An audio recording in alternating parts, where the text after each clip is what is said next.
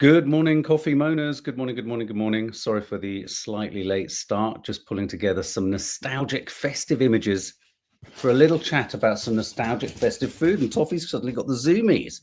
Morning, everyone. Hope you're well. Look what we've got behind us. Oh, beautiful image of our late Chi-Chi. We're heading into Christmas.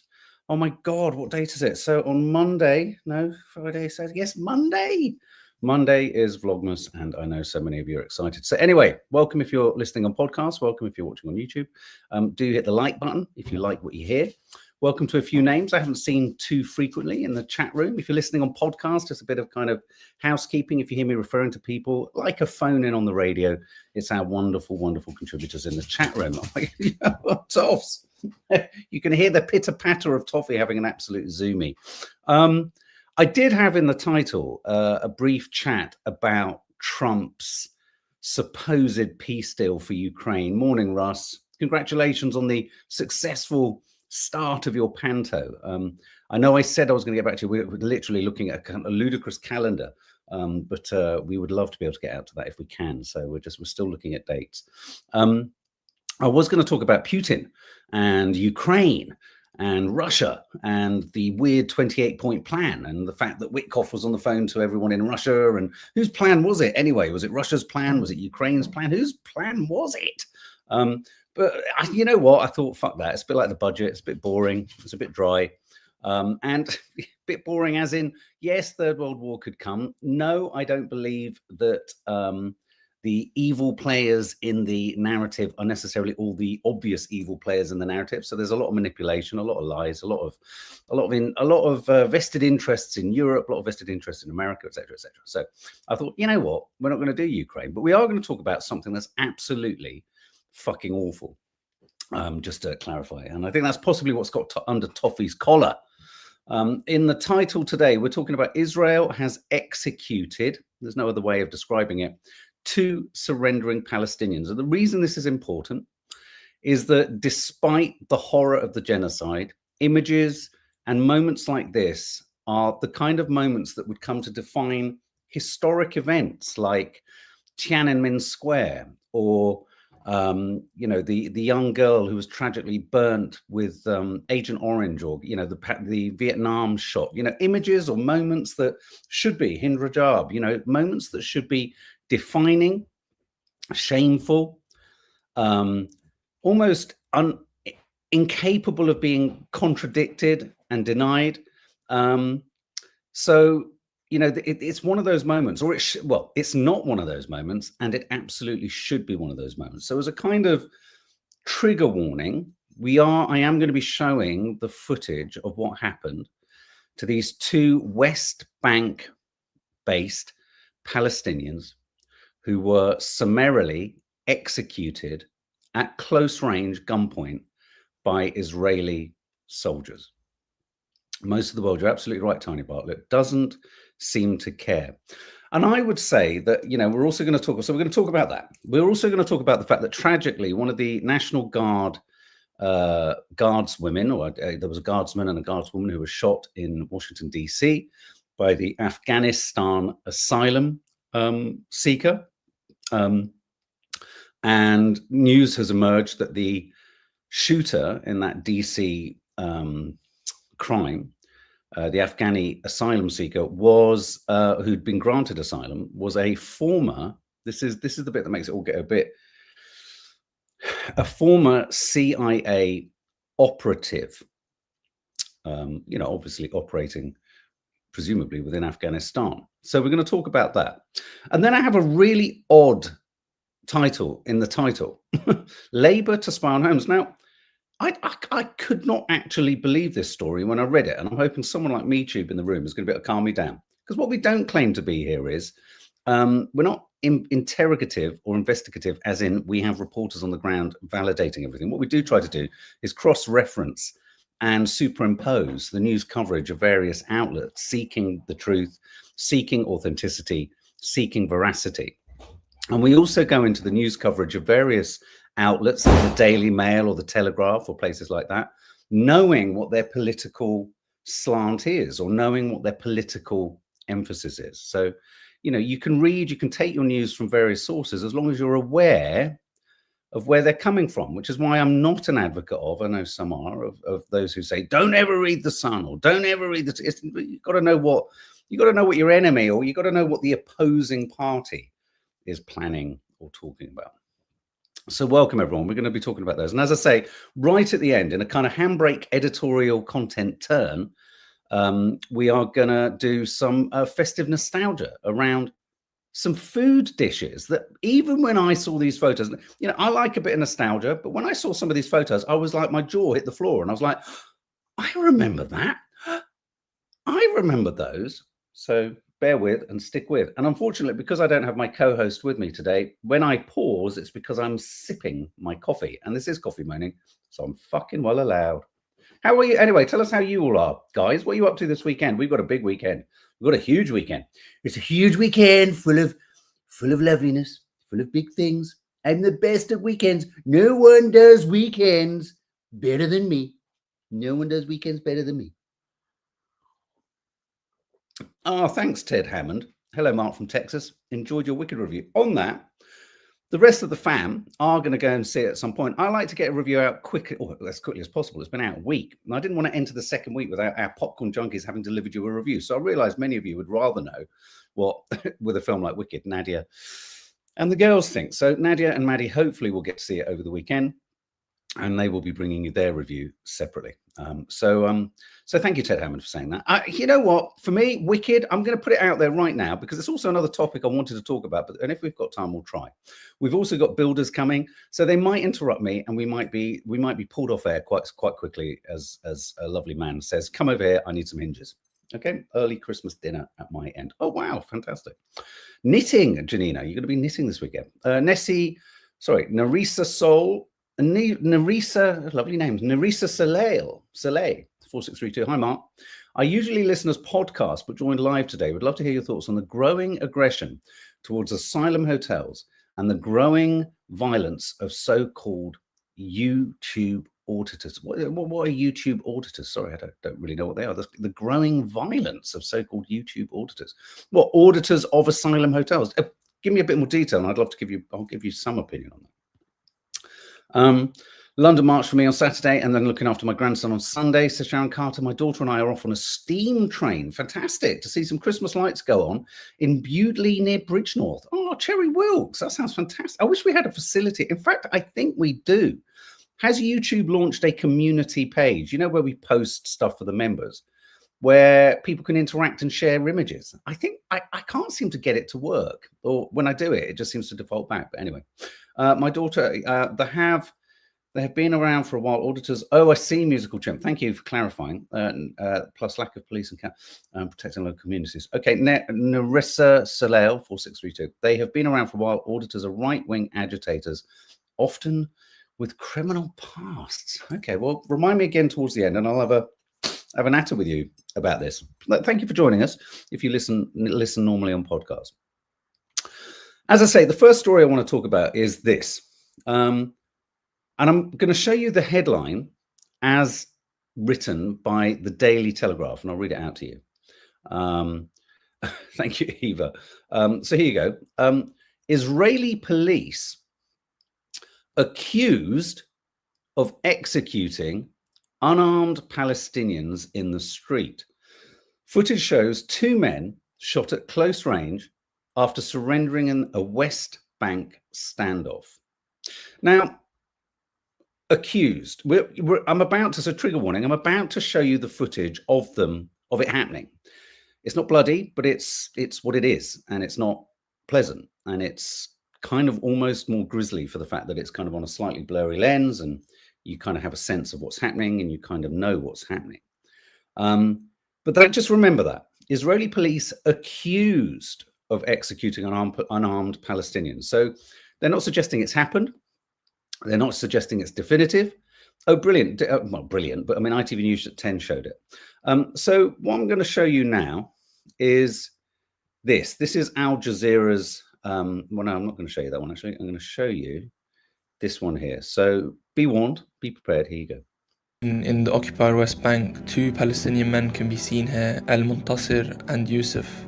They walked out with their hands raised, fully surrendering to Israeli occupation forces.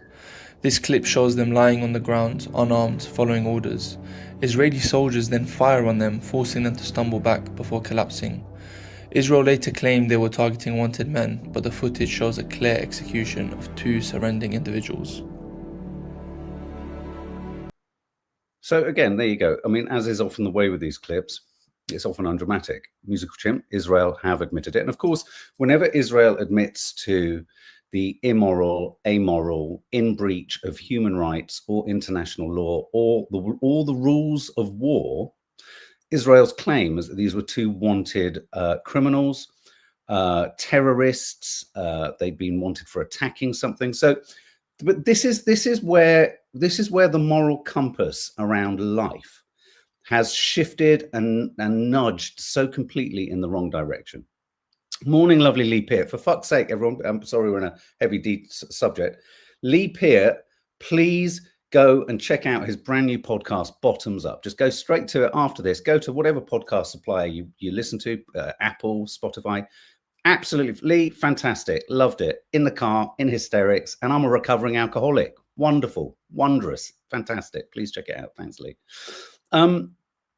So yes, so there, look, this story, Israel executes 2 surrendering Palestinians. This isn't about whether Israel have admitted it or not. Israel have trotted out the same old narrative, which is they were wanted, they'd done something wrong, they were going to do something wrong, they were essentially Hamas. And this has become the sort of the mantra, hasn't it, for the justification of killing anyone. Oh, Tori, sending you love, sweetie. Do give us a WhatsApp us after this. That's the line they give us. That's the line that they've given the world. And what we've crept to here, I don't know about anyone else, but when I was young, and we used to watch war movies, and my granddad would say, "Oh, let's watch," I don't know, I'm trying to think of one, Cold It or The Guns of Navarone or The Great Escape and all that kind of stuff. Prisoners of war was a thing, wasn't it? Prisoners of war, a kind of process was a thing. If you're about to be shot at, or if you were about to be killed there and then, there's a difference, isn't there? I mean, this is the case with the armed police and the police in America. But when someone waves a white flag, call me old-fashioned, if you wave a white flag, if you put your arms up, if you show your bellies or your bodies like those 2 men did, and show that you have nothing about you, and if you are the police or the army or the occupying force with guns and you are capable and able and you've warned them and you've told them and you can arrest them and you can take them and you can imprison them and turn them into prisoners of war and give them due process, that's the human way to do it. Regardless of race, regardless of creed, regardless of anything, that is the way to do it. You don't call them out and then summarily execute them. Now, that was the first short clip I saw this morning. I'm not entirely sure how long the clip was that they showed on ITV. No, absolutely, a Hollywood view of prisoners of war. But isn't it interesting how the concept of prisoners of war vaporizes when it's a certain type of enemy? And I really just briefly want to connect this up to, because I saw a photograph of the Afghanistan shooter in Washington, D.C., and you can begin to see how when you see images of Arab people or Middle Eastern people, and they are only ever images in relationship to violence, to death, to wanted criminals, wanted suspects, you can see how the West becomes immune to a completely, normalized racism. A completely normalized racism. Me and Nadia had talked at great length about the fact that even saying the word to describe the channel, Al Jazeera, sometimes people duck for cover. Al Jazeera, there's an assumption that almost anything said in Arabic has to be menacing or sinister or wrong or bad. So remember, this footage, this incident has also happened in the West Bank, where officially speaking, Hamas don't run things. Remember that. So I'm going to show you this clip with some commentary. This video over and over again, and we've talked to colleagues who were on the site watching on in disbelief as these 2 men surrendered. They pulled their shirts up, showing that they were unarmed. They were kicked by Israeli soldiers. They were ordered back into that building that they were holed up in, and then they were shot dead. They were executed. And in the past few minutes, the Israeli army issued a statement admitting as much, talking about pursuing 2 men who were wanted for so-called terror activities, including, as the statement says, hurling explosives and firing at Israeli forces. And then they admit that there was an execution. The statement says, and I want to read it to be very precise, following their exit, the men's exit, fire was directed toward the suspects. And according to the Israeli army statement, the incident is now under review. But I have to say, we've been doing this for many, many years, and usually those reviews do not end in indictments or criminal investigation into such incidents. Now, I don't know if you noticed there at the end how the bulldozer or the cherry picker was brought in to pull the corrugated folding garage door down on top of them. Just for a minute, spin this round and imagine if they were, you know, allegedly ordinary Jewish Israeli citizens that was happening to. There would be understandably outrage, horror, you know, distress, headline, but it's so odd the way in which the coverage of this, and I'm going to go to some of the headlines in a moment, which is why I'm delighted that ITV covered it. I'd be fascinated to know what their choice of words were. And here's a final version and a final take on it. Again, like I say, always good to watch, you know, several different accounts of it. Sorry, that's the one. Let me just get rid of that. Sorry. I've shown you the Telegraph's headline. So we've seen the right-wing media there, but I'm going to go through some more headlines in a moment. So just this is, just check out this one here. Take a look at this video. Israeli forces storm a place in Jenin, a garage, and then they saw 2 guys, Al-Muntasir Billah Mahmoud and Yusuf Ali Yusuf. They asked them to come out. They come out peacefully. They uncovered themselves just to make sure that they don't have any guns or anything. They put their hands up in the sky, and then Israeli forces just shot them in cold blood without any reason. And that happened in Jabal Abu Dhair in Jenin city. That's an assassination in cold blood. Circulate the video. Let everyone see how no one is holding this criminal army accountable for their action. They simply kill for no reason. And then one wonders why radicalization happens. I just want to share a really I can't remember where the meme was, but I just want to share this this thought. You remember is it Shamima Begum, the young woman who went to ISIS, and there was huge furore, wasn't there, about her coming back, not coming back, etc. And do you remember how Nadia at great length would talk about how, you know, she was 14, the victim of grooming, and, you know, everyone has a chance to kind of come out of their childhood and look back. And I just thought there was an interesting contrast, and I can't remember the account. There was an account that kind of tried to drive a comparative between, oh, hang on a minute. So Shamima Begum needs to be responsible for choices she made when she was groomed at the age of 14 for the rest of her life.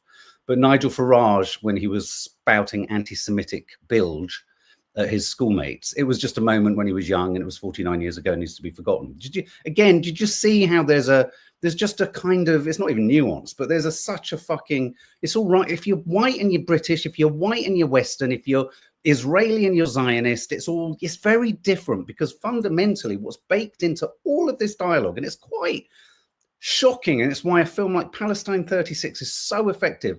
It's blatant, basic, white supremacist racism.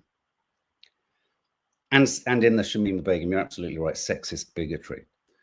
So a young woman, without sort of the educative equivalence of say, someone like Nigel Farage, is responsible for her feelings, beliefs, and actions as a 14-year-old for the rest of her life. But Nigel Farage, it was all locker room hijinks and fun as a teenage boy at Dulwich College. Such huge, I mean, you know, again, seemingly sort of totally disparate examples, but let's just, we don't hold everyone to the same account.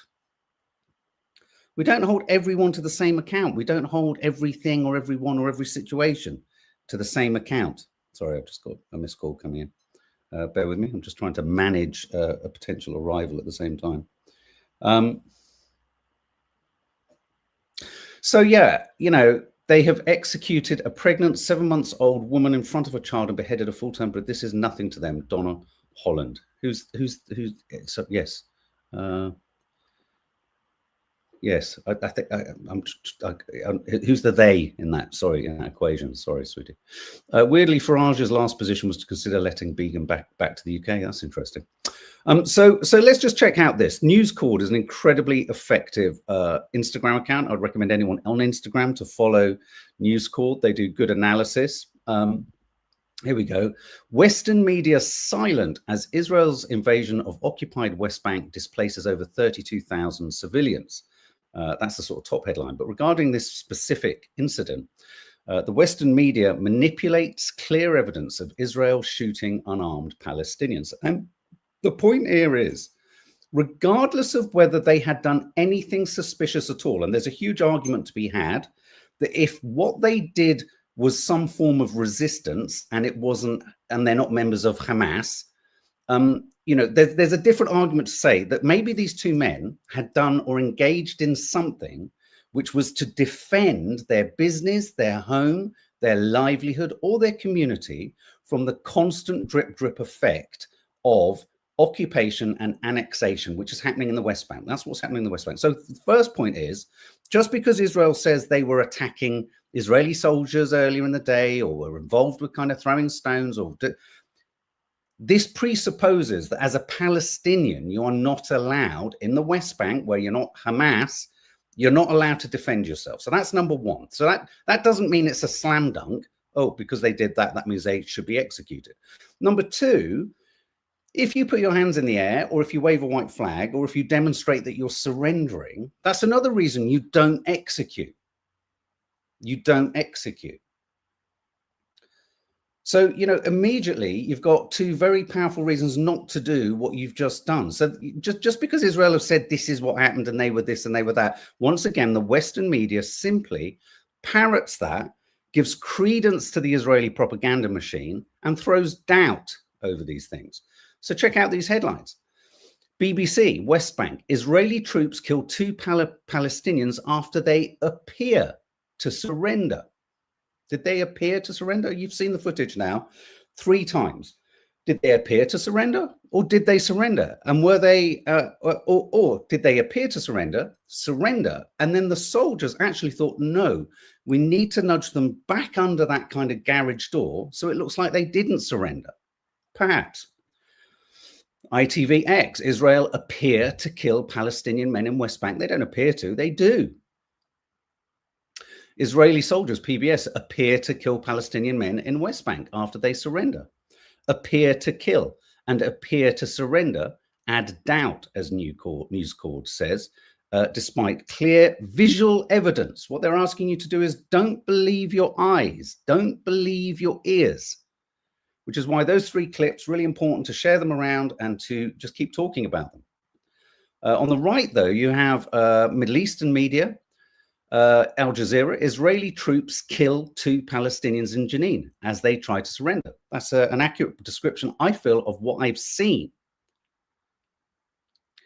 Daily Sabah, Israeli forces kill 2 unarmed Palestinians in West Bank after they surrender. That's pretty straight description.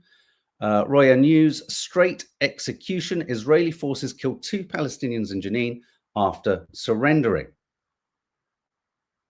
Most manipulative headline, video appears to show Israeli soldiers executing, in inverted commas, 2 Palestinians in West Bank. Appears is instead of just stating the fact. The term executing in quotes, as if to say, you know, so-called execution. In proper usage of the West Bank, it should be the occupied West Bank. Yeah, I mean, if you want to unpack it even more, you know, the idea that Israel has a right to do anything in the West Bank is a fucking joke. That's just been normalized. That's just been normalized.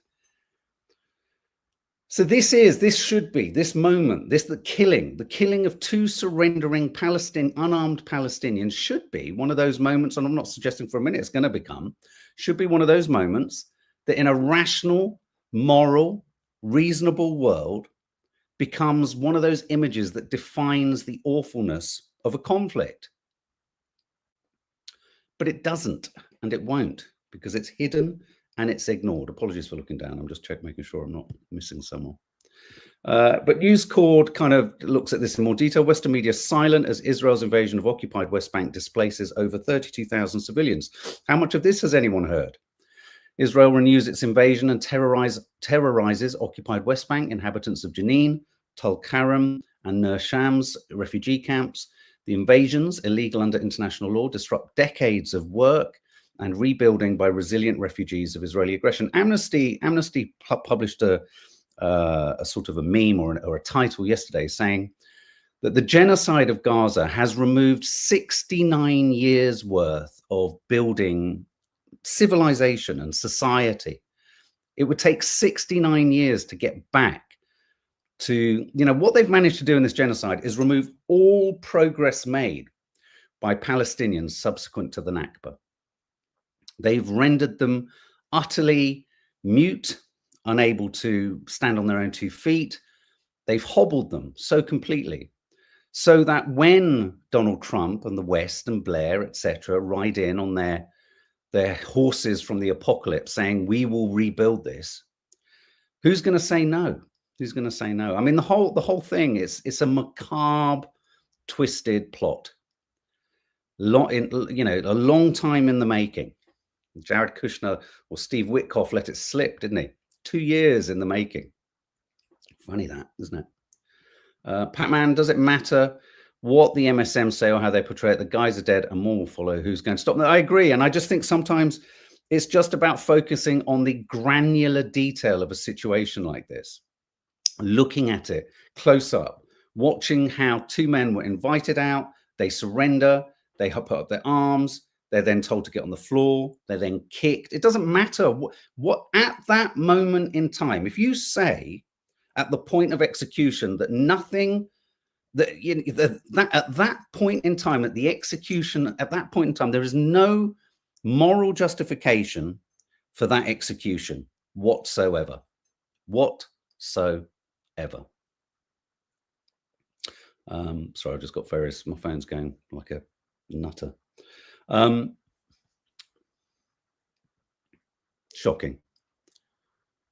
So yeah, just pay attention to all of these kind of news stories. I just want to play you a clip from, again, Tucker Carlson. I don't like Tucker Carlson. I don't agree with most of what he says, but he agrees with us on some things like Israel's control of America and the appallingness of Israel's genocide in Gaza. But listen to this.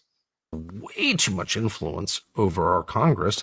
Obviously, 95% of members of Congress take money from a foreign lobby, AIPAC. Like, how is that defensible? You can, by the way, you could be for Israel, but still be like, what is that? Why is that allowed? But it's certainly America's most insulting problem. It's so insulting to be ordered around by a country of 9 million people when you're the United States. Like, what? It's a totally irrelevant country. Its only relevance is we promised to protect them. Therefore, we're like involved in all this crap. You fought some of the wars. And somehow our Congress and successive White Houses have decided that the only thing that matters is this tiny, irrelevant country. Couldn't say it better myself. It's quite astonishing, isn't it? Quite astonishing, the control they hold.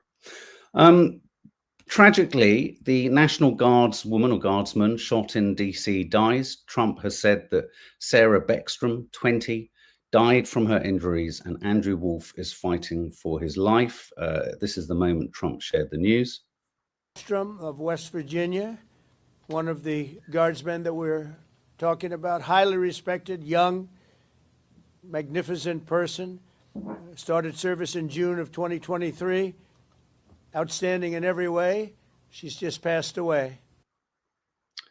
And then, as is Trump's lot at the moment, when asked some questions by the press, he had to go on the assault and become insulting again. I think it's just female journalists for some reason. worked very closely with the CIA in Afghanistan for years, that he was vetted, and the vetting came up clean. He went cuckoo. I mean, he went nuts. And that happens too. It happens too often. Just to clarify, going cuckoo, he just went cuckoo. He went nuts. That's an official term in the Trump world. You see him. But look, this is how they come in. This is how they're standing on top of each other. And that's an airplane. There was no vetting or anything. They came in unvetted. And we have a lot of others in this country. We're going to get them out. But they go cuckoo. Something happens to them. Your DOJ IG just reported this year that there was thorough vetting by DHS and by the FBI of these Afghans who were brought into the U.S. So why do you blame the Biden administration Because for they what let this them man in. did? Are you stupid? Are you no. a stupid person? Because they came on a plane along with thousands of other people that shouldn't be here, and you're just asking questions because you're a stupid person. And there's a law passed that it's almost impossible not to get them out. You can't get them out once they come in. And they came in, and they were unvetted, they were unchecked, there were many of them, and they came in on big planes, and it was disgraceful. And if you look, you'll see there was a law passed. It makes it almost impossible not to let them in, not to certify them, so to speak, once they come in. And they came in, and they shouldn't have come in. And frankly, the whole thing was a mess. The whole Afghanistan situation was a mess. It should have never taken place. If we're going to go out, and we would have gone out because I had everybody ready to go, we were going to go out with strength and dignity. Stupid. Are you stupid? Because they've gone cuckoo. I don't know. They've gone cuckoo. Are you stupid? How stupid are you? How stupid am I? I'm cuckoo. You're cocoa. So we have a DC guardsman who's died. The other big headline coming out of the back of this is Trump says he will now permanently pause all migration from third world countries after the National Guard shooting. On his Truth Social, posted late on Thanksgiving, he said he would end all federal benefits and subsidies to non-citizens following DC. So this is being turned into, not surprisingly, turned into a political opportunity for him. He's clearly trying to lay this at the feet of Biden. Cuckoo Biden didn't know what he was doing. Look at the photos. They're all on top of each other. It's crazy. It's like an orgy at Epstein. Oops, and Daisy. I'm so sorry. I just can't get Epstein out of my head. He's living rent free in my head. Who's Ghislaine? I don't know. Who's Ghislaine? Oh, I've heard her name. It's just, yeah. And sadly, one of the soldiers has died. Now, I'm not suggesting this, but I just want to show you this as a sort of exemplar of messages or posts that are landing online and speaks to something I think I was asking you guys yesterday, was it, regarding why is it that when something awful like this happens now, one's first step is to look at how this might not be as truthful, or how it's not, what we're being told isn't the full story. I now forever wonder, is this the full story? But posts like this, and I'm not subscribing to what this post says, but it's just a thought. Bill Rose says the Afghan national at the middle of the National Guard shooting is an official CIA informant and operative who the Trump administration granted asylum in April 2025. Excuse me if I have trouble believing another conveniently timed shooting isn't just another Zionist psy-op. So he was granted asylum in April 2025. That's curious, isn't it? That's definitely under Trump's watch. Very, very odd. Now, this odd story, sidebar story, I just want to share with you. I just couldn't believe this. And me too, I want you to clarify whether this is potentially true. So the Telegraph is reporting that satellites are going to be used to spy on homeowners for Labour's property tax raid. I mean, this isn't about the issue of whether, bigger houses should pay more. This isn't the issue about whether there should be a mansion tax. I think there should be a mansion tax. I think there should be a graduated mansion tax reaching all the way up. But this story, if this has credence or legs, says this: satellites will be used. Sorry, just answer this. Satellites will be used to spy on high-value homes targeted by Labour's council tax surcharge. A Quango will use aerial photography to help determine the value of the most expensive properties in England. So it's, again, it's less about the rights or wrongs of the policy, but really, satellites are going to be used to quantify the size and value of properties. Don't you just, how are they, I'm just curious on this one, how are they going to quantify the value of a house? Are they going to elevate and inflate the prices of properties that no one would be able to sell their homes for in order to tax them for more council tax? So the Labour, we're going to be monitored by satellites. Really? And we're worried about digital ID cards? I think a digital ID card is almost like the last end prop, isn't it, of what they're already doing. I own my own home. Patman67, hope you're well, matey. Can I use an anti-satellite to SVM can to hide it? Ross Satch, Labour are not better than the Tories. Royally fucked this up and a bunch of liars. YouTube, lol. No, they're using historical satellite images to see which homes have been extended. Google has tech that generates three. But I just don't like this AI tech. I mean, how far away are we? It might be existing satellites and all the rest of it, but how far away are we from drones being sent around to kind of, I think they already do it. I think local councils use drones to rescue recycling bins. It's been done in the USA for a while now. Fred, isn't it amazing? These things just slide in, just slides in. Oh, shocking. Okay, well, on that note, let's get, it's Friday. Let's go towards something that's a little bit more lighter, a little bit more silly. I just want to play you this clip because it makes me fucking raw every time. Do you remember this? I don't know why. It just reminds me of me and my mum's relationship now. Whenever I'm with mum in her flat, it's always a shout round the door, through the hall. Mark! Tomato! Anyway, I just want to share with you, just finally, as we are about to head into Vlogmas on Monday. This is a piece in one of the tabloids: the Christmas foods of your childhood that don't exist anymore. And I'm just going to show you some images, and I want you to share with me your memories of Christmas foods, not dishes, but, you know, kind of ready-mades, cakes, sweets, treats, things like that. That you remember. And whilst you're kind of sharing those thoughts and those memories, I'm just going to show you some of these images. But many of these images, I wish I could fly. I can't do any more. It's hurting my throat. Can't wait for Vlogmas though. So look at this. Who remembers this? When I saw this, I was like, oh my God, where did I see these? But I definitely saw these. A party hedgehog. Does anyone remember the party hedgehog starlighter, the homemade cherry trifle? Yes, you can get lots of trifles in the shops, but they're not quite the same, are they?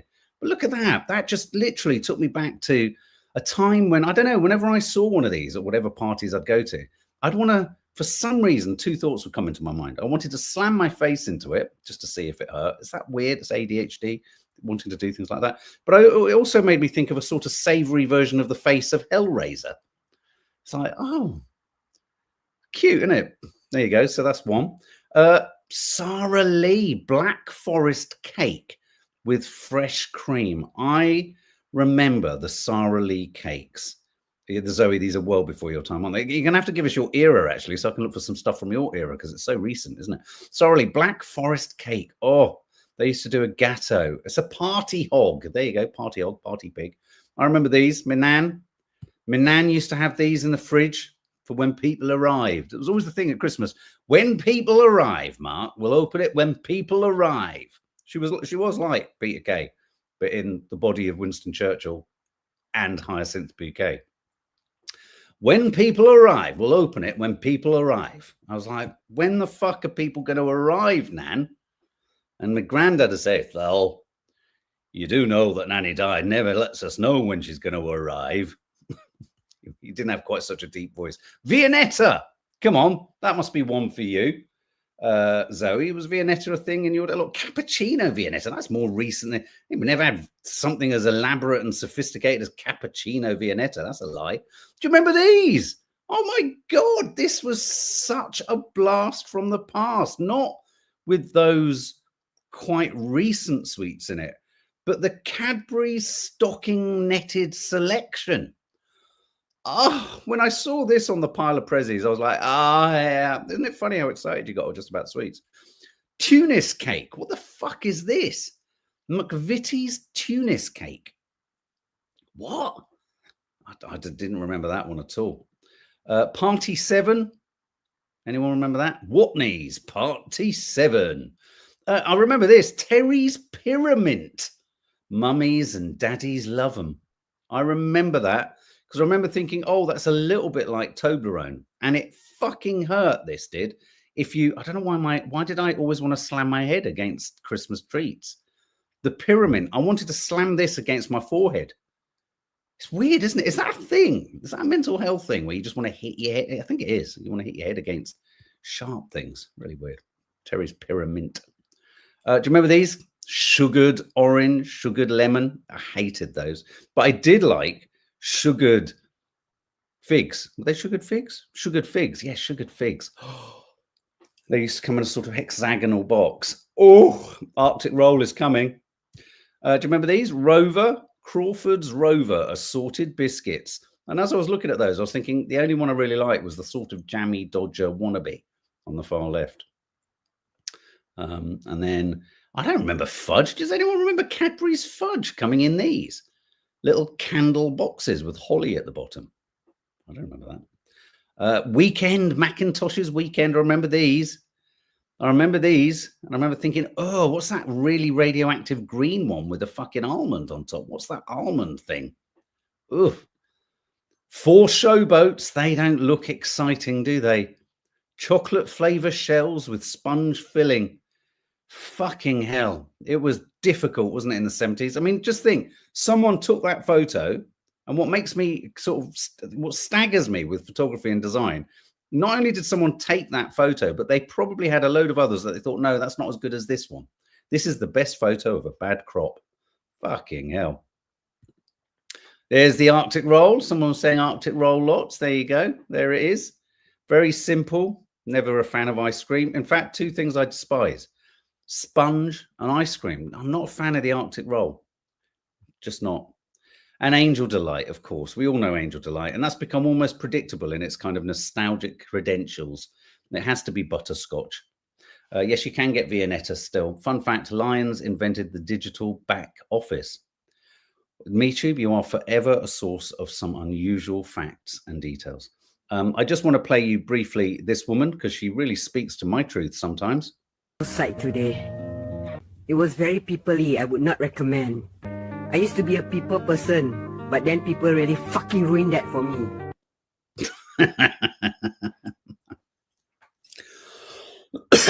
I think we get it. Now, look, serious note. Everyone be really careful out there. We're hearing reports from various young adults in various institutions and places that there is a mean, vicious, nasty flu bug doing the rounds. Nasty virus, lots of youngsters being felled like trees.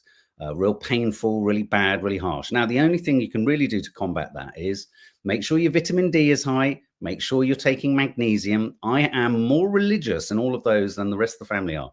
So keep taking and vitamin C. I was drinking my vitamin C whilst we were watching something there. So with that and all that said, go and check out our last Cornish vlog landed last night. If you're a member and a part of the highest tier, the cook-along membership, what a lovely festive cook-along it was last night. And my God, the sausage plat is still in the fridge and ready to go. Looking forward to it. We have a big weekend ahead of us. We're going to be a little bit earlier tomorrow with Saturday Moaning and the Curly Cooks. We are working out where we're going to do a members live to replace the No Name Sunday show this week, because certain things will become clear and apparent to you what's been going on when you see the next Sunday show / members live. So more content will be landing later today. Check out my Wicked review and yeah, stay safe guys and have a good Friday. Lots of love. Bye.